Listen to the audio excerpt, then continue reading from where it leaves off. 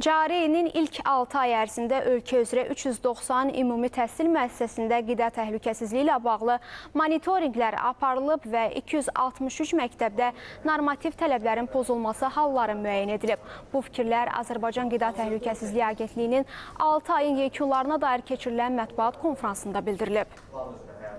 Ölkə üzrə 390 ümumi təhsil müəssisədə monitorinqlər aparılmış, 263 məktəb üzrə və ümumi təhsil müəssisə üzrə normativ tələblərin pozğunluğu aşkarlanmışdır ki, orada yararlılıq müddəti bitmiş və ya satışı qadağan edilən məhsullar məktəb bufetlərindən kənarlaşdırılmışdır. 2 məktəb bufetinin isə ümumiyyətlə fəaliyyəti məhdud.